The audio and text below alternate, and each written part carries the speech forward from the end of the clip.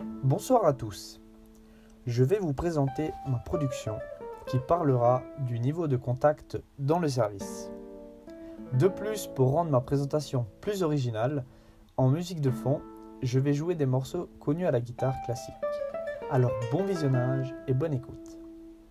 Le contact dans le service représente un élément crucial de la réussite de l'entreprise. Chaque contact de vos clients avec votre entreprise représente une occasion pour vous d'améliorer votre réputation auprès d'eux et d'augmenter la probabilité d'autres ventes. De la façon dont vous vous exprimez au téléphone à l'efficacité de vos systèmes de réponse aux commandes, presque chaque aspect de votre entreprise influe sur la façon dont vos clients perçoivent votre entreprise. Qu'est-ce que le service à la clientèle ? Le service à la clientèle implique la mise en place de systèmes visant à maximiser la satisfaction de vos clients. En ce qui concerne l'entreprise, il doit s'agir d'une considération principale pour chaque entreprise. Vos ventes et votre rentabilité dépendent de votre capacité à satisfaire ses clients. Le service à la clientèle est plus directement important dans le cadre de certains rôles que dans d'autres. En ce qui concerne les réceptionnistes, le personnel des ventes et d'autres employés ayant des relations avec les clients, le service à la clientèle doit être un élément fondamental dans leur description d'emploi et de leur formation, ainsi qu'un critère fondamental dans le cadre de votre recrutement. Mais ne négligez pas l'importance du service à la clientèle dans d'autres domaines de votre entreprise. Par exemple, vos services d'entreposage et d'expédition peuvent avoir des relations minimes avec vos clients, mais leur rendement lorsqu'ils remplissent les commandes a un impact majeur sur la satisfaction des clients envers votre entreprise. Une énorme gamme de facteurs peuvent contribuer à la satisfaction de la clientèle. Mais vos clients, à la fois les consommateurs et les autres entreprises, sont susceptibles de prendre en considération à quel point votre produit ou service correspond aux besoins de la clientèle, le rapport qualité-prix de votre offre, votre vraie efficacité et votre fiabilité à remplir les commandes, le professionnalisme, l'amabilité et l'expertise de vos employés, à quel point vous tenez vos clients informés, le service après-vente que vous offrez. Des cours de formation peuvent s'avérer utiles afin de garantir des niveaux de service à la clientèle les plus élevés possibles. Comprendre vos clients. Dans le cadre du commerce interentreprise, le fait d'offrir un service à la clientèle de niveau supérieur nécessite souvent que vous découvriez ce que veulent vos clients.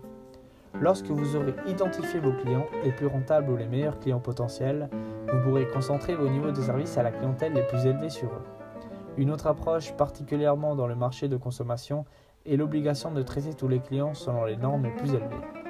Recueillir des informations au sujet de vos clients. Des informations au sujet de vos clients et de ce qu'ils veulent sont disponibles à partir d'un grand nombre de sources. L'historique des commandes, les enregistrements de leur communication avec votre entreprise, appels téléphoniques ou réunions, la rétroaction, si vous leur posez la question, les clients vous diront habituellement ce qu'ils veulent, des changements aux habitudes de commande des clients, les demandes d'informations concernant les nouveaux produits ou services possibles. Lorsque cela est possible, mettez en place des systèmes afin d'évaluer votre rendement dans des domaines de l'entreprise qui touchent les niveaux de satisfaction de vos clients de façon importante. Identifiez les indicateurs de rendement clés, les IRC, qui reflètent la façon dont vous répondez aux attentes de vos clients. Par exemple, vous pourrez suivre les taux de renouvellement des ventes, le nombre de demandes ou de plaintes au sujet de vos produits ou services, le nombre de biens endommagés ou défectueux qui vous sont retournés, les délais moyens pour remplir les commandes. Vos clients et vos employés seront des sources utiles d'informations au sujet des IRC qui reflètent le mieux les domaines clés de service à la clientèle dans votre entreprise. Assurez-vous que les éléments que vous mesurez ne soient pas choisis par la façon dont votre entreprise fonctionne actuellement, mais par la façon dont vos clients voudraient la voir fonctionner. Rétroaction des clients et les programmes de contact. La rétroaction des clients et les programmes de contact constituent deux façons d'augmenter la communication avec vos clients. Elles peuvent représenter de très bonnes occasions d'écouter vos clients et de les informer davantage de ce que vous pouvez offrir. La rétroaction des clients peut vous fournir des informations détaillées sur comment votre entreprise est perçue. Cela représente une chance pour les clients d'exprimer leurs objections, de suggérer des changements ou d'endosser vos processus existants et pour vous d'écouter ce qu'ils disent et d'agir en conséquence. La rétroaction est souvent recueillie en utilisant des questionnaires en personne, par téléphone ou par courrier. Plan de fidélisation des clients. Bien qu'un bon service global soit la meilleure façon de générer la fidélité des clients, de nouvelles relations peuvent parfois être renforcées ou d'anciennes peuvent être rafraîchies en utilisation des plans de fidélisation des clients. Il s'agit de programmes qui utilisent des remises fixes ou sous forme de pourcentage, de biens supplémentaires ou de prix pour récompenser les clients de comportements qui avantagent votre entreprise. Ils peuvent également être utilisés pour persuader les clients de vous donner une autre chance si vous avez le sentiment d'avoir surmonté avec succès d'anciens problèmes en matière de service à la clientèle.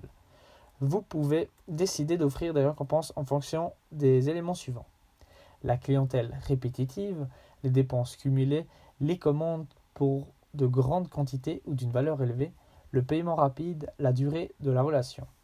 Par exemple, un lavage automobile pourrait offrir un nettoyage gratuit tous les 10 visites ou un produit gratuit si un client choisit le service de luxe.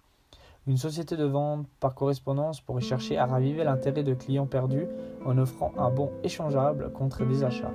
Le taux des réponses avec de tels bons peuvent être améliorés en fixant une date d'expiration.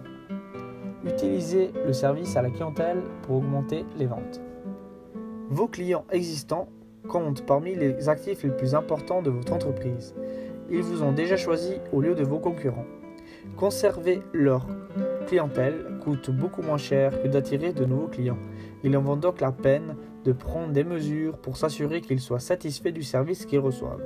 Vous pouvez employer plusieurs techniques, y compris offrir un service d'assistance téléphonique gratuite pour les clients, répondre aux questions fréquemment posées sur votre site web, effectuer un suivi des ventes au moyen d'un appel de courtoisie, envoyer des rappels d'entretien ou de révision, offrir des remises privilégiées aux clients existants pour des achats futurs.